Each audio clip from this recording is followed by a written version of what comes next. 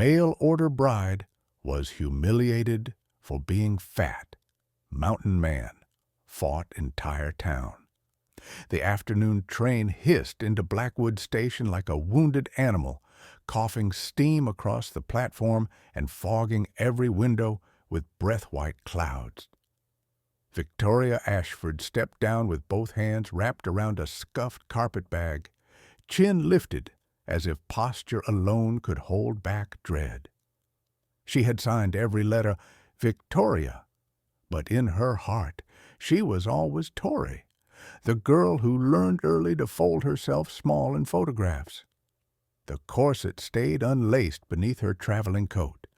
Ribs already pinched by fear needed no further binding. He waited by the luggage scale.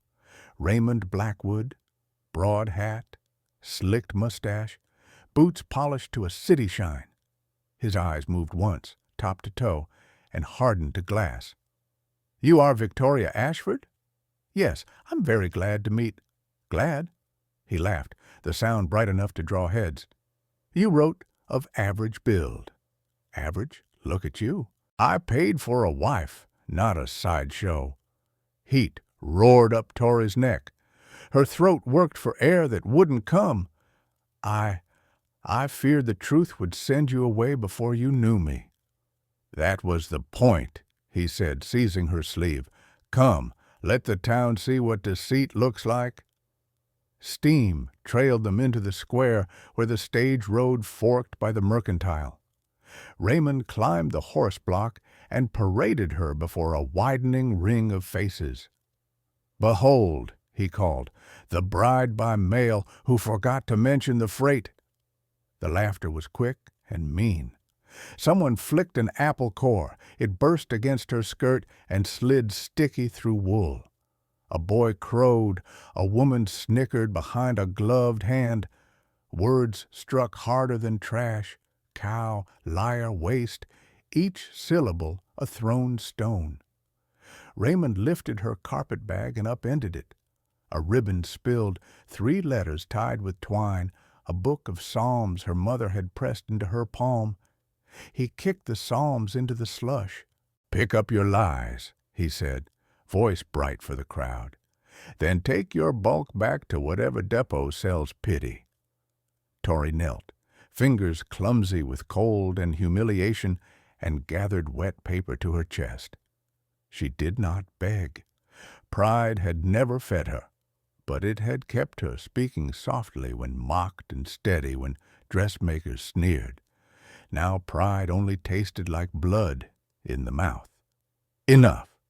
It was not shouted, but the word traveled, clean and heavy, cutting laughter like a saw through green wood.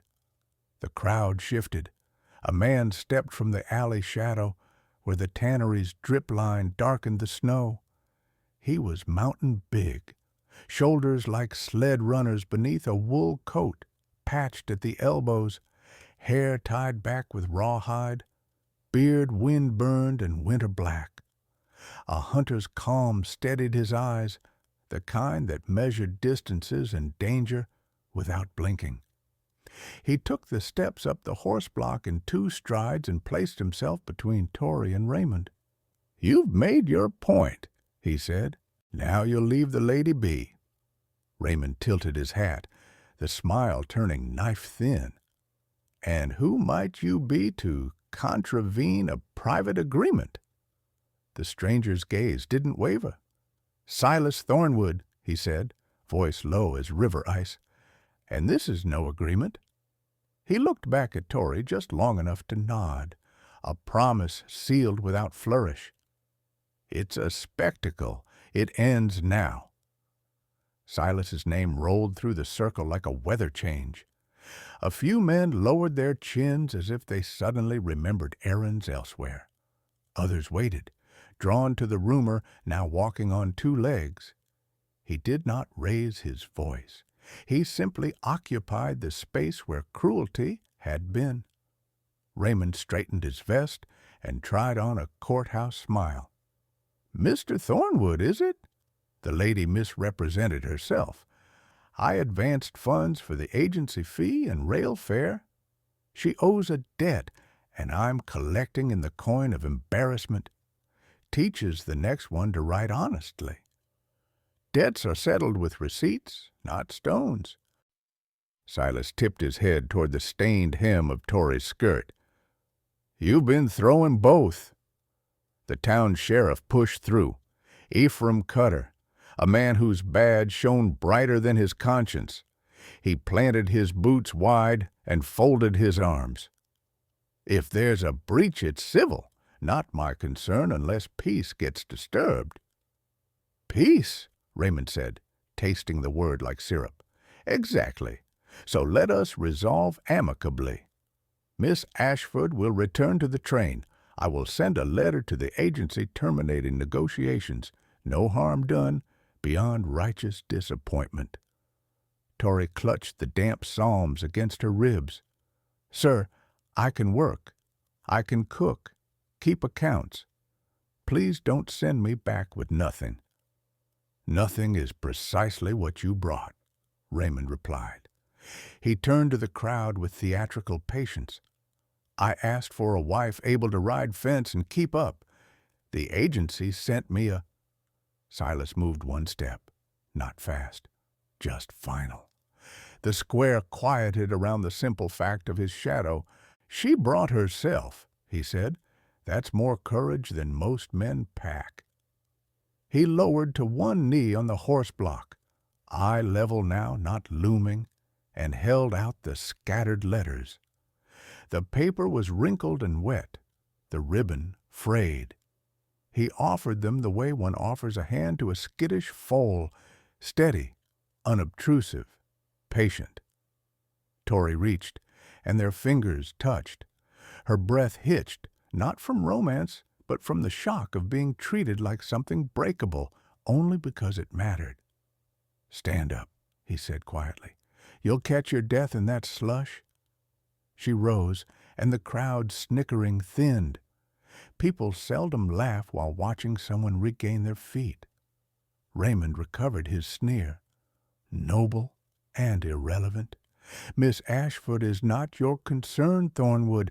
I've ledgered costs. A gentleman doesn't forfeit investment because a catalog embellished.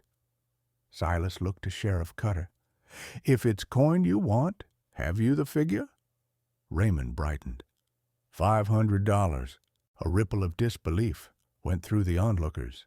That sum could buy 2 milk cows and a winter's hay. Silas didn't blink. Show the bill. Raymond produced a folded paper as quickly as a magician reveals silk. Silas scanned it, jaw still.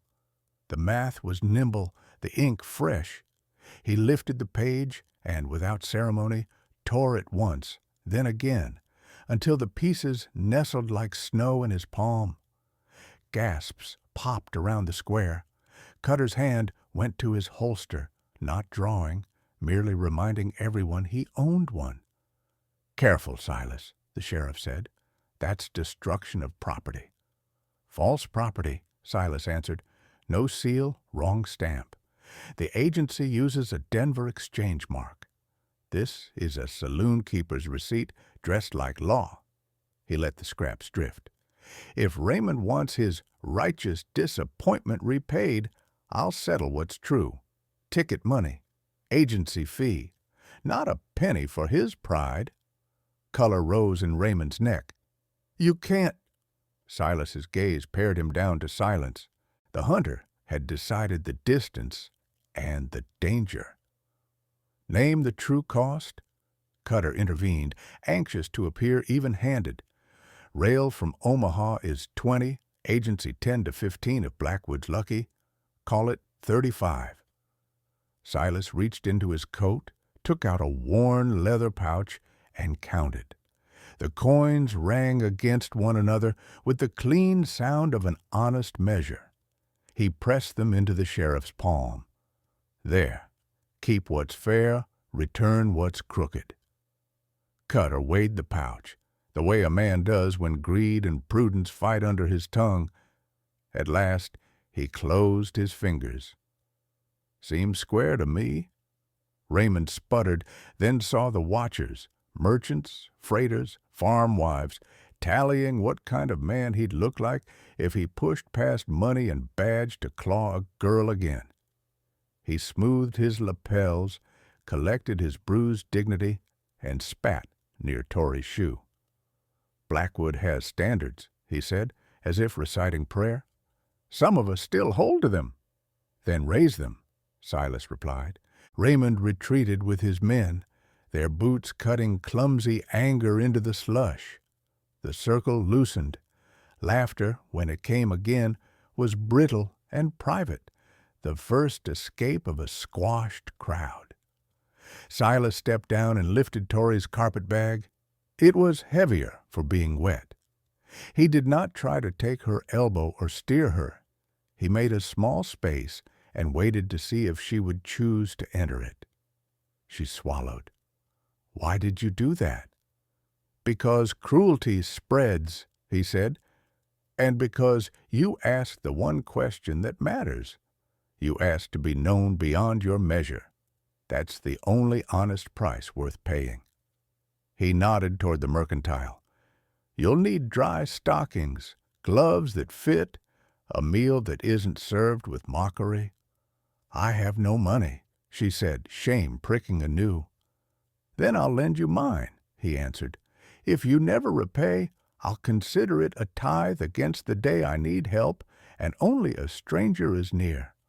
Inside the mercantile, Mrs. Adler, stern, wire-spectacled, took one look at Torrey's tremoring hands and pushed a cup of broth across the counter before asking a single question. Silas waited by the stove, steam from the iron kettle haloing his shoulders.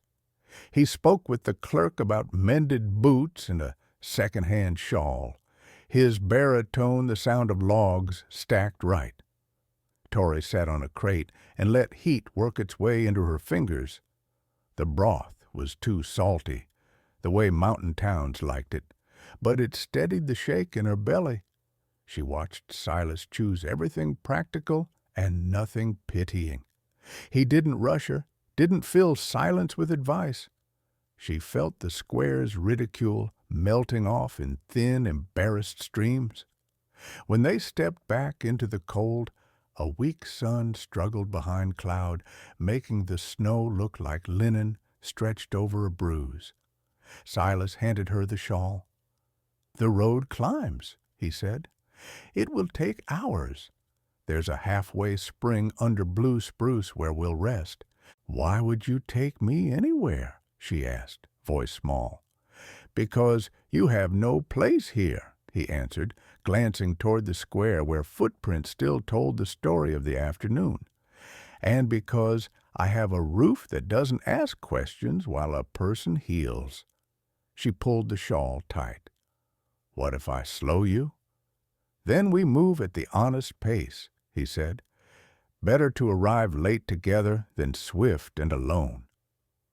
They passed the depot, where she had first stepped onto Colorado soil, and for the first time since the train's brakes screamed, Torrey lifted her face to the air. The cold stung, but it didn't humiliate. She matched her steps to Silas's, shorter, slower, but theirs. Behind them, the town resumed its churning. Ahead, the mountain road narrowed to a ribbon of white, shouldered by fir and stone. Silas shifted the carpet-bag to his other hand and let the silence settle the way snow settles, soft, insistent, covering the beatings of the day with a clean sheet. "Tell me your name as you prefer it," he said at last. "Torrey," she answered. "Only my mother calls me Victoria." "Then Torrey," he said, as if agreeing to something larger than a syllable. "We'll walk until the spruce, and there I'll make tea. You can decide what comes next when your hands are warm." The trail twisted upward through a gorge lined with black pines and ice-rimmed stone. The sun sank early, staining the sky copper before surrendering to gray. Torrey's breath fogged in quick clouds. Each exhale rose and vanished like a prayer too shy to linger. Her boots, borrowed from the mercantile, 2 sizes too large, slipped against packed snow. Still, she kept walking. Silas led without hurry. He carried her bag slung over one shoulder and a rifle across the other, the movement of a man who had walked these miles more times than he'd counted. Occasionally he turned, not to check if she followed, but to see how the mountain treated her. When she stumbled, he offered no lecture, only a hand held open until she steadied herself. At the first switchback he said, "You can rest when the wind turns quieter. The spruce grove isn't far." "It's all right," she managed. "I'm used to long walks. Kansas isn't flat everywhere." He gave a low chuckle. "So you've seen both kinds of horizon, flat and high. Most people choose one." "I didn't choose much of anything," she said softly. "Mail order brides don't get to." Snow began again, thin, dry flakes that moved sideways more than down. Silas stopped, lifted his face to the gray, and seemed to listen. "Storm coming," he murmured. "A quick one. We'll make the spring before it thickens."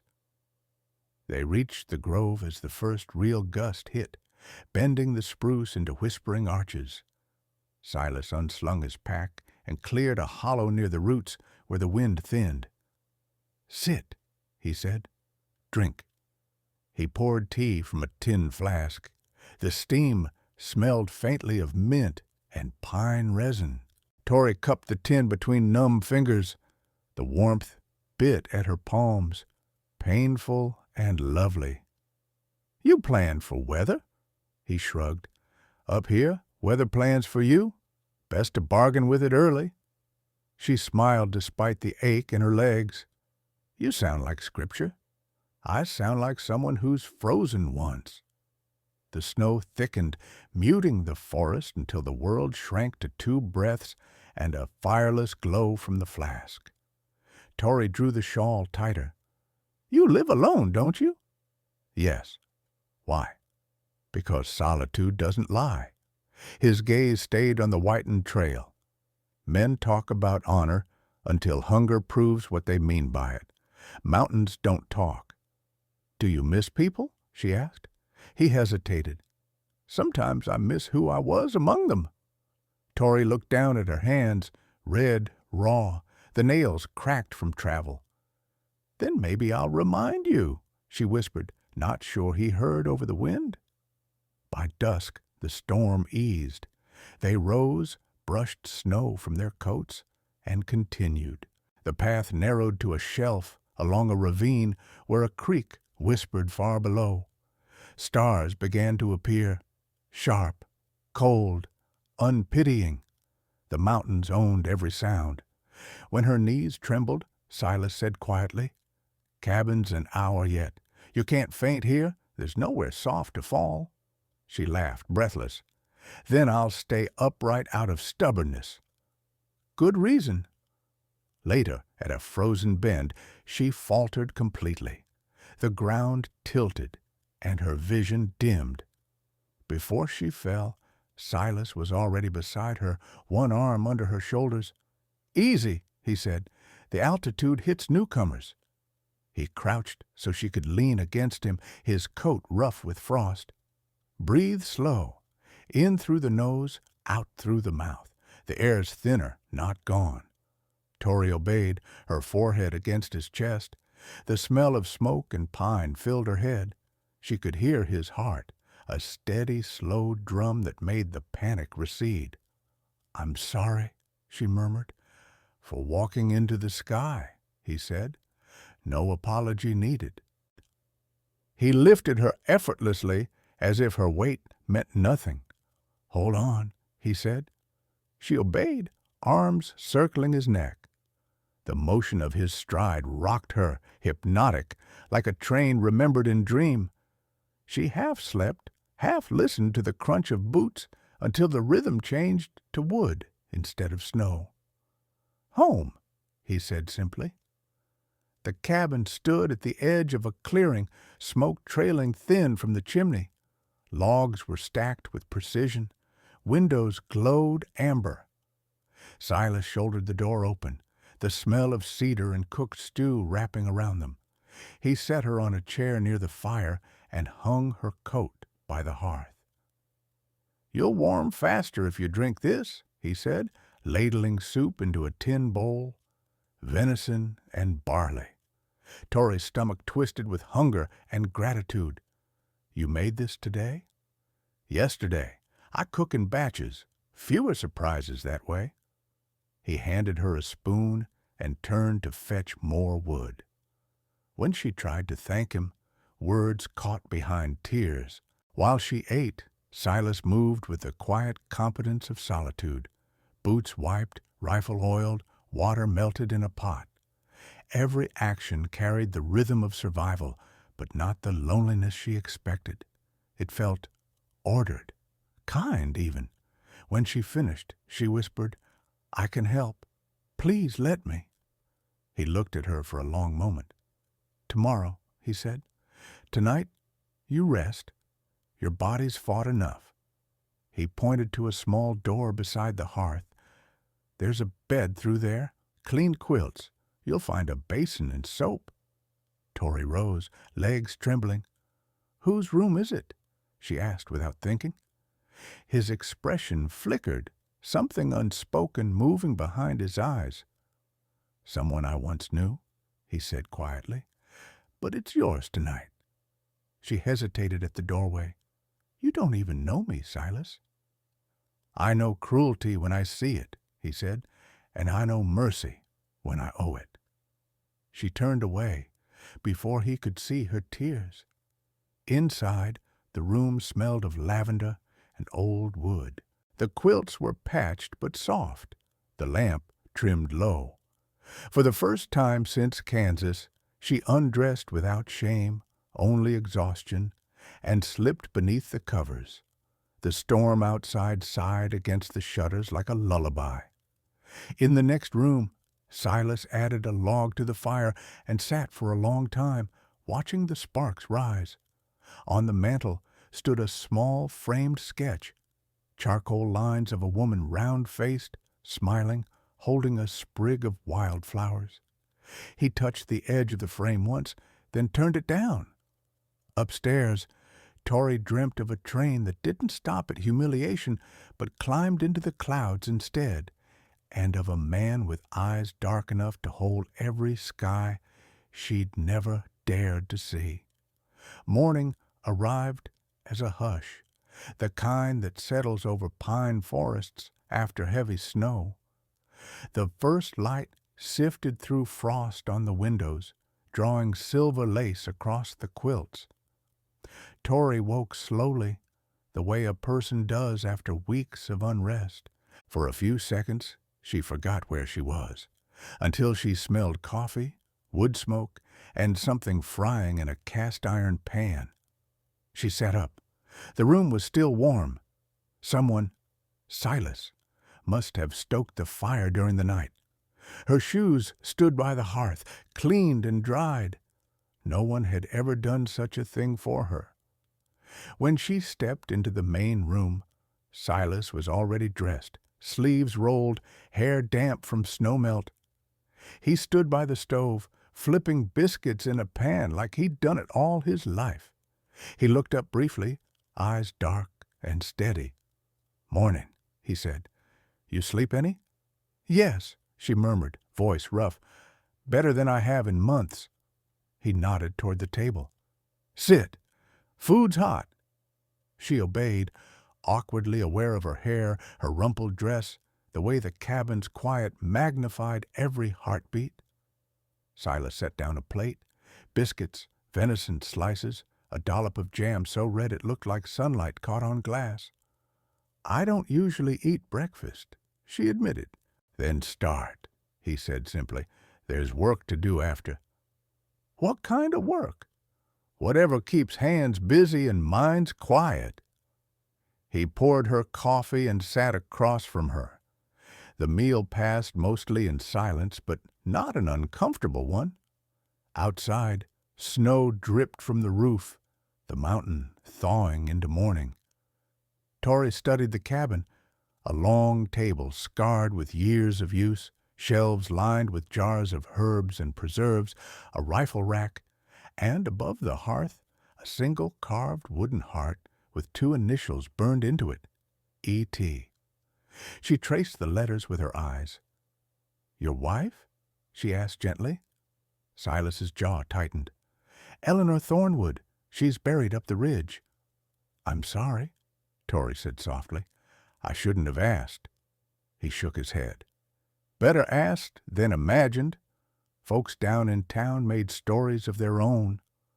"What kind of stories?" "That she was frail or mad, or that I drove her into the snow. Truth is simpler. The world didn't know what to do with her kindness." He looked at the fire, and his voice lowered. "She died in childbirth. The doctor said she wouldn't have if someone had come sooner, but the town waited till morning. Said they didn't want to risk the road at night." Torrey swallowed hard. "They left her to die because it was inconvenient." Silas's hands closed slowly around his mug. "Yes." They sat in silence for a while. Then Torrey said quietly, "She must have been loved very deeply." Silas met her eyes. "Still is." The words didn't sting. They felt honest. An open door she was allowed to look through, not enter. After breakfast, Torrey offered to help with chores. Silas handed her a pair of gloves and an axe half her height. "We split kindling small for the stove. You can manage that?" "I can try," she said. Outside, the air was sharp enough to bite. Snow came up to her calves, but the light was dazzling. Silas demonstrated once, a clean strike, the log splitting in two with a single motion. "Let the weight of it fall," he told her. "Don't fight the wood, just guide it." Her first attempt wobbled, glanced off, nearly toppled her.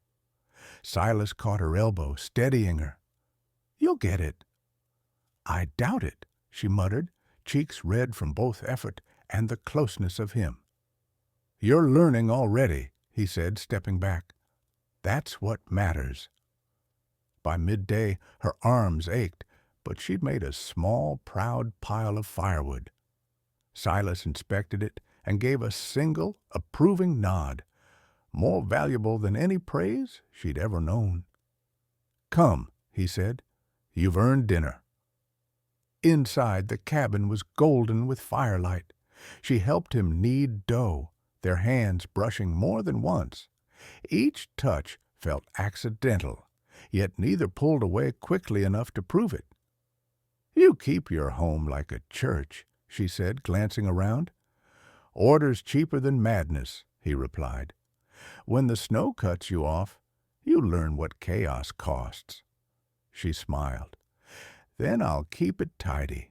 Over the next weeks, life found rhythm. They rose before dawn, tended animals, mended tools, cooked, cleaned, worked in near silence. And yet the silence grew companionable, not empty. When she laughed, which she did more each day, Silas looked up as if startled by music.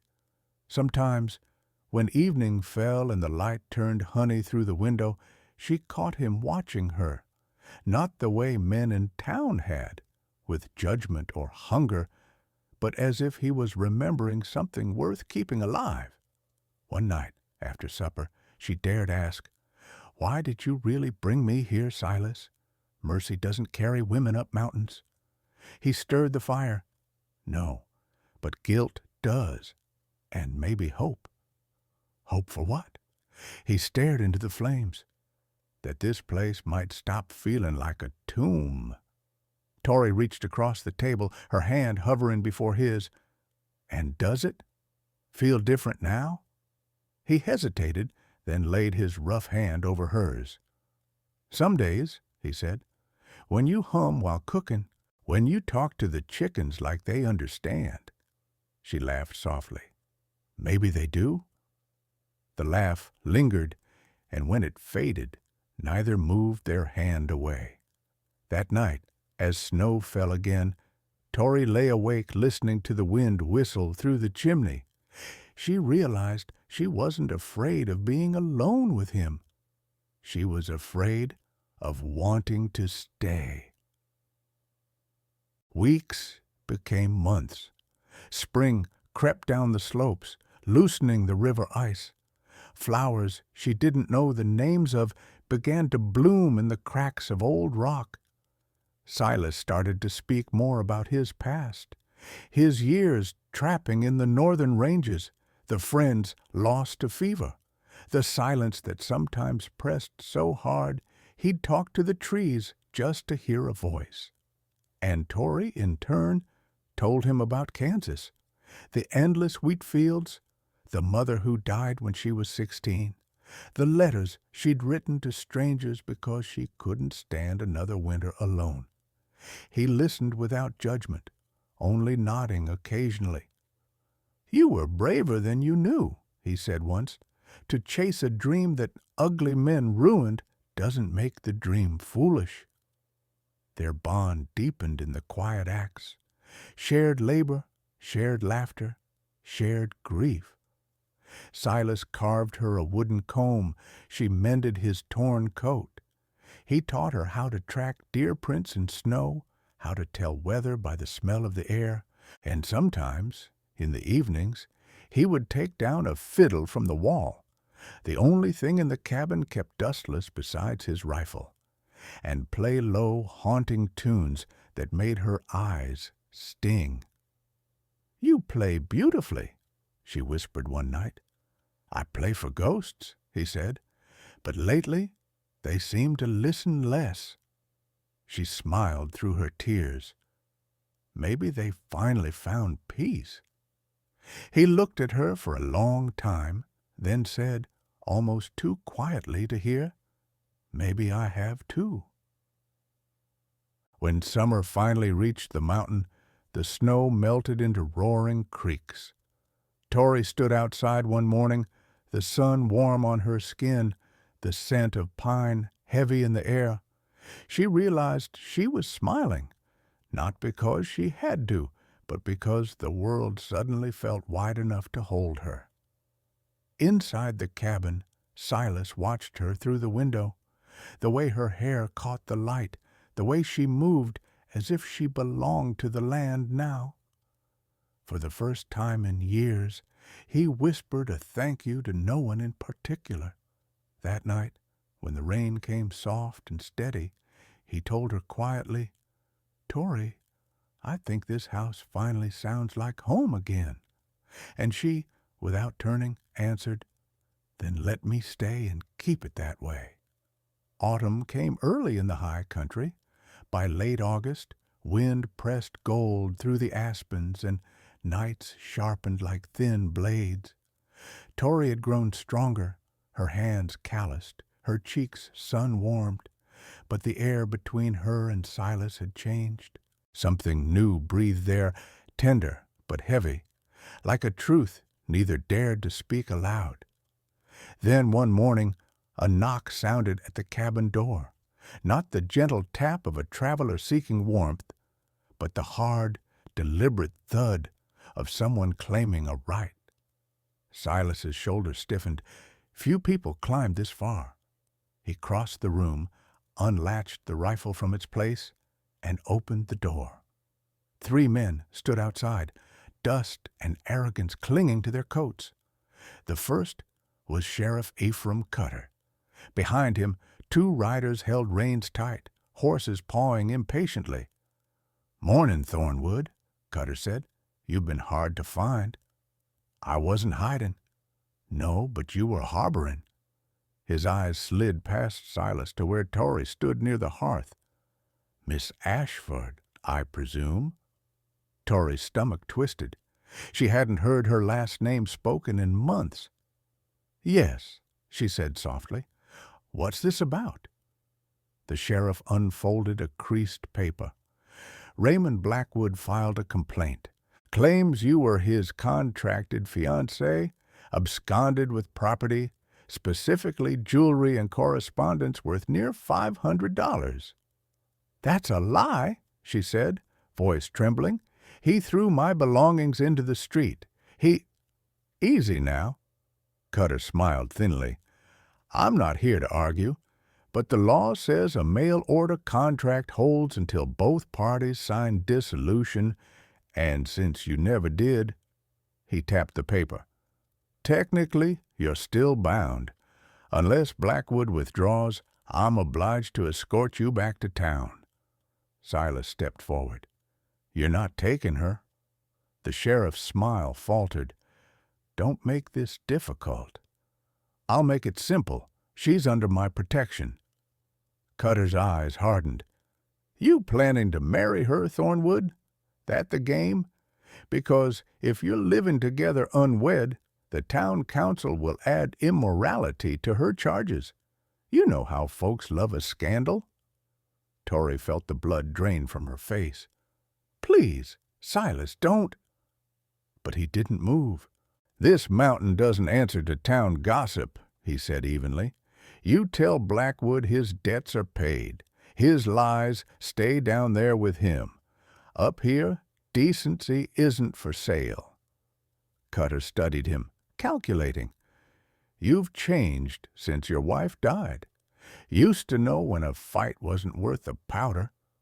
Silas's jaw tightened. Then you'd best start remembering when to leave. For a long moment, no one breathed. Then the sheriff tucked the paper back into his coat. Fine. I'll tell Blackwood you refused. But he's got influence now, railroad money, men with badges. He won't forget this, Thornwood. I'm counting on it.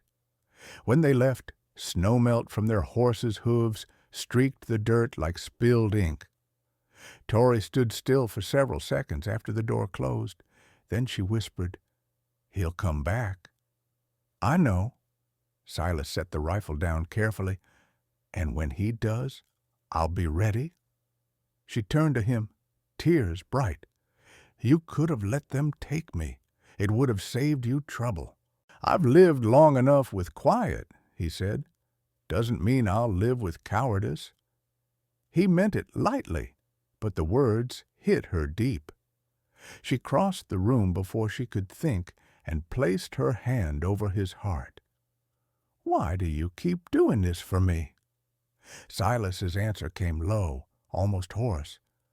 Because I remember what it's like to watch someone suffer while others stand still. The fire cracked. Neither of them moved. Then softly she said, I don't want to be another ghost in this house, Silas. He looked at her for a long moment. Then don't be, he said. Stay alive. Stay angry. Stay. Weeks passed, each one thinner with tension.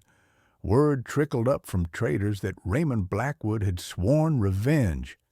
He'd told the saloon that the mountain brute stole his woman, and he was gathering men to reclaim what's his. One night, as cold rain hammered the roof, Silas came in soaked, carrying a bundle of supplies. They're talking about building a road north, he said. Railroad wants timber rights. Blackwood's behind it. That road would cut right through this ridge. So he's coming, Tori said. Yes, and not just for the wood. Silas dropped the bundle on the table, rope, nails, a box of cartridges.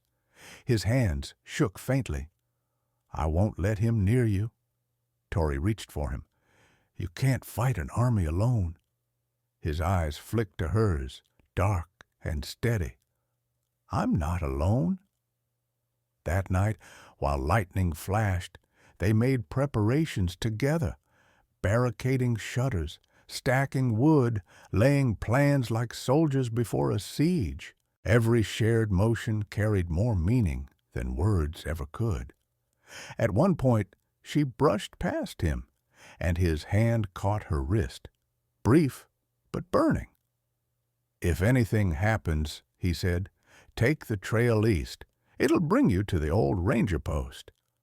I won't leave you. You will if I tell you. No, she said, eyes fierce through tears. You already lost one woman to silence. You won't lose me to fear. He exhaled. something breaking and healing at once in that breath. Then we stand together. The following dawn brought what they expected, the echo of hooves and the glint of guns through the trees. Raymond Blackwood rode at the front, smug and certain, flanked by half a dozen hired men. They dismounted, spreading like wolves before the cabin. "Thornwood," Raymond shouted, "come out and hand over my bride." Silas opened the door, rifle cradled easily in his arms. "She's no bride of yours?" "By law she is," Raymond sneered. "But I'm a generous man. You give her up, and maybe I'll forget you laid hands on me." Silas stepped off the porch, boots crunching snow. "You had your chance at decency. You threw it away with your pride." Raymond's grin widened. "You really think you can fight us all?" "No," Silas said, "but I can make the first two regret the walk." The gunfight broke like thunder. Smoke swallowed the clearing, bullets chewed bark and splintered wood. Silas moved with the calm of experience, his shots deliberate, unhurried. One man fell, then another, and Tori, inside, clutched the rifle he'd left for her. When the door burst open and a man lunged in, she fired. The recoil threw her backward, but the intruder collapsed at her feet. Outside, the storm of gunfire slowed. When the smoke cleared, only Raymond remained, blood on his sleeve, rage in his eyes. He raised his pistol toward Tori, standing framed by the doorway. "You'll crawl back to me," he spat, "or I'll burn this cabin to ash." Silas stepped between them, reloading calmly. "Try." Raymond fired. The bullet grazed Silas's shoulder. He didn't flinch. His return shot was faster, cleaner. Raymond staggered, dropped his gun, and fell to his knees in the snow. "You're not worth killing," Silas said, "but you'll crawl all the same." He turned his back, took Tori's trembling hand, and led her inside. Behind them, Raymond cursed, the sound fading into the forest like something already dying. When the door closed, Tori sank against Silas's chest, sobbing in relief. "It's over," she whispered. He wrapped his arms around her, voice rough. "Not yet, but soon." Outside, the wind carried the last echoes of gunfire down the valley, the sound of one world ending and another beginning. That night, the mountains slept uneasy. Smoke from the gunfire clung to the snow like ghosts refusing to leave. Inside the cabin, the fire burned low, throwing restless shadows over Silas's bandaged shoulder. Tori sat beside him, her hands trembling as she tried to rewrap the cloth. "You should have let me talk to him," she whispered. "He would have left." Silas's mouth curved faintly. "Men like him don't listen to words. They listen to who's still standing after the dust settles." Blood had soaked through the bandage. Tori pressed harder, tears blurring her vision. "You could have died, Silas." He caught her wrist, gentle but firm. "I told you once, no more ghosts in this house." That broke something inside her. She bowed her head, voice shaking. "I'm not afraid of ghosts anymore. I'm afraid of losing the only man who ever looked at me like I wasn't something to be fixed." Silas reached out, brushing a tear from her cheek with the back of his knuckle. "Tori, look at me." She lifted her eyes, and for the first time since Kansas, she didn't lower them in shame. "I've lived in silence 10 years, he said quietly. "When Eleanor died, I built these walls so grief couldn't follow me. But then you came, loud, clumsy, stubborn, and every quiet place in me started to stir again." He swallowed hard, his voice raw. "You made this mountain breathe." Tori's lips parted, but no words came. She only leaned forward until her forehead touched his. "You don't owe me anything," he murmured. "Not your fear, not your gratitude." She whispered, "Then what do you want?" Silas smiled, small, weary, honest. A reason to keep the fire lit when morning comes. Tori's breath caught. You have one, she said. It's me. For a moment, neither moved. Then he kissed her. It wasn't like the desperate, stolen kisses she'd dreamed of as a girl. It was slow, steady, the kind of kiss that could anchor a life. His hand slid to the back of her neck. Hers clutched the front of his shirt, feeling the heartbeat that had nearly stopped for her. When they parted, both were trembling. The fire cracked, sending sparks into the air like scattered stars.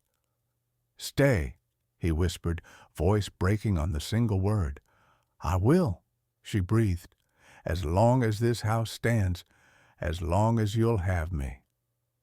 Outside, dawn began to pale the edges of the snow. The forest, battered by wind and gunfire, seemed to exhale.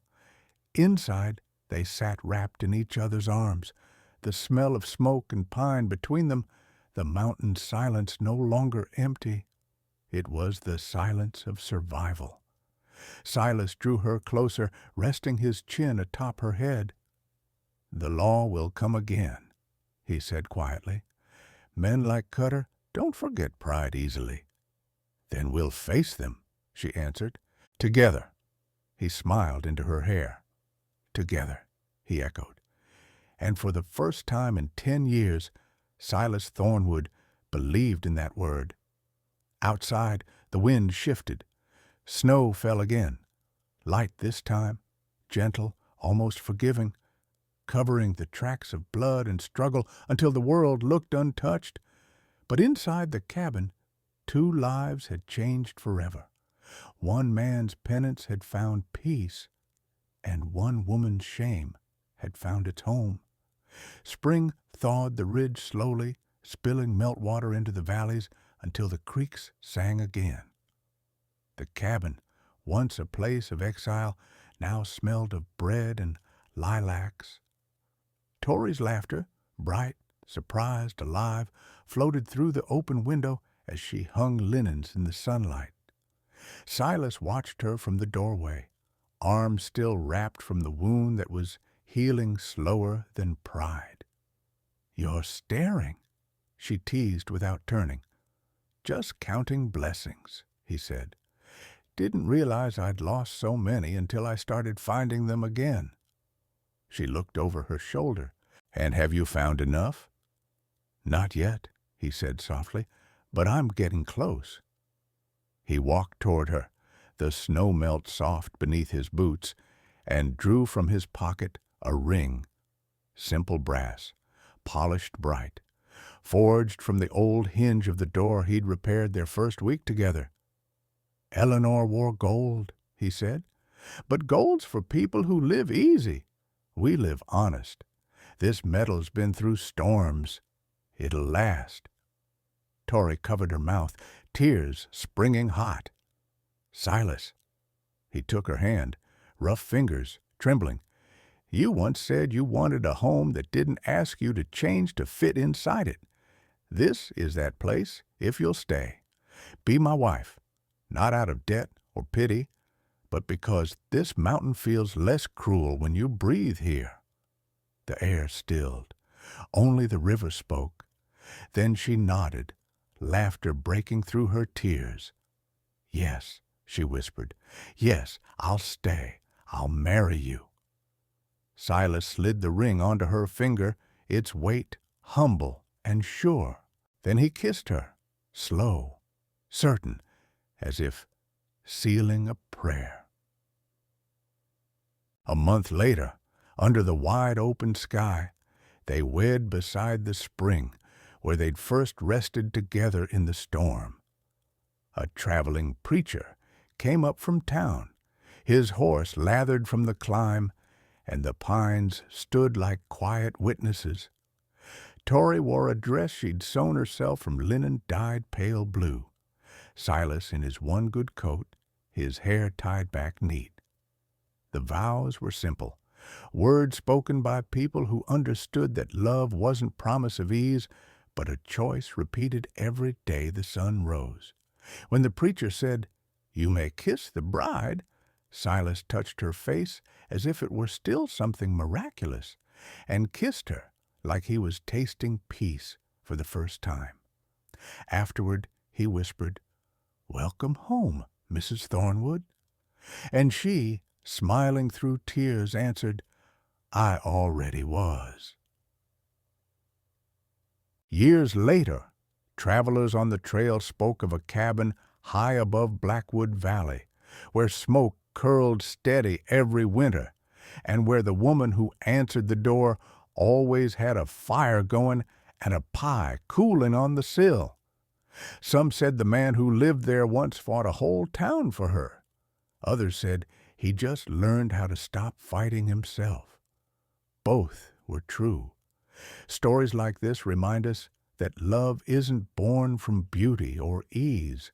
It grows in the hard places, in the frost, in the silence after cruelty. Tori wasn't rescued because she was fragile. She was loved because she refused to break. And Silas didn't save her. He remembered how to live through her. Maybe somewhere tonight someone needs that reminder too, that even after humiliation, even after loss, tenderness can still find its way back. If you're hearing this from somewhere far away, tell me, where in the world are you listening from tonight?